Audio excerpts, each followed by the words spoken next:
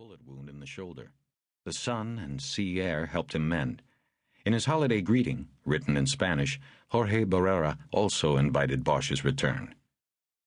The last card Bosch opened slowly and carefully, also knowing who it was before seeing the signature. It was postmarked Tehachapi, and so he knew.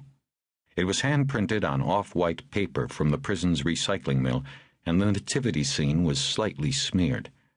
It was from a woman he had spent one night with, but thought about on more nights than he could remember. She, too, wanted him to visit, but they both knew he never would.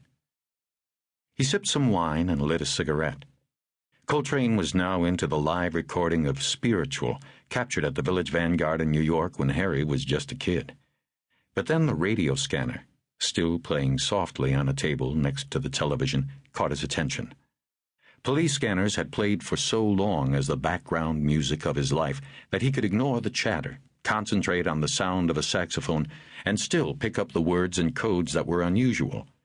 What he heard was a voice saying, 1K12, Staff 2 needs your 20. Bosch got up and walked over to the scanner, as if looking at it would make his broadcast more clear. He waited 10 seconds for a reply to the request. 20 seconds. Staff 2 location is the Hideaway, western, south of Franklin, room 7. Staff 2 should bring a mask. Bosch waited for more, but that was it. The location given, Western and Franklin, was within Hollywood Division's boundaries. 1K12 was a radio designation for a homicide detective out of the downtown headquarters Parker Center, the Robbery Homicide Division, and Staff 2 was the designation for an assistant chief of police. There were only 3 ACs in the department, and Bosch was unsure which one was Staff 2, but it didn't matter. The question was, what would one of the highest-ranking men in the department be rolling out for on Christmas night? A second question bothered Harry even more.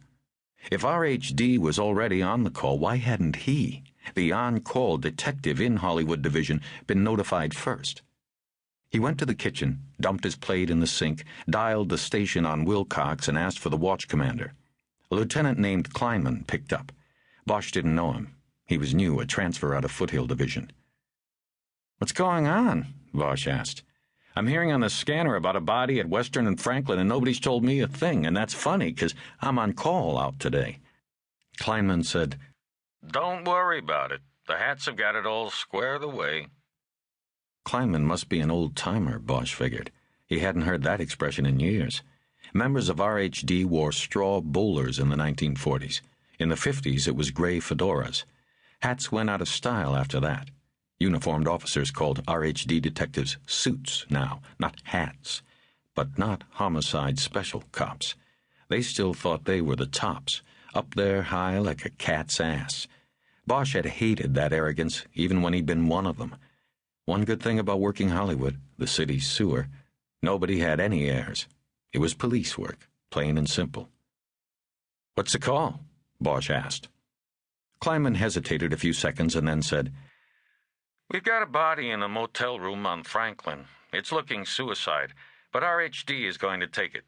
I mean, they've already taken it. We're out of it. That's from on high, Bosch." Bosch said nothing. He thought a moment. RHD coming out on a Christmas suicide? It didn't make much. Then it flashed to him. Calexico Moore. "How old is this thing?" he asked. "I heard them tell Staff 2 to bring a mask." "Well, it's ripe. They said it'd be a real potato head. Problem is, there isn't much head left. Looks like he smoked both barrels of a shotgun. At least that's what I'm picking up on the RHD freak."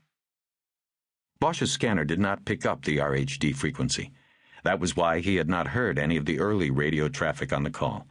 The suits had apparently switched freaks only to notify Staff 2's driver of the address. If not for that, Bosch would not have heard about the call until the following morning when he came into the station. This angered him, but he kept his voice steady. He wanted to get what he could from Kleinman. "It's Moore, isn't it?" "Looks like it. His shield is on the bureau there, wallet. But like I said, nobody's going to make a visual ID from the body, so nothing is for sure." "How did this all go down?" "Look, Bosch, I'm busy here. You know what I mean? This doesn't concern you. R.A.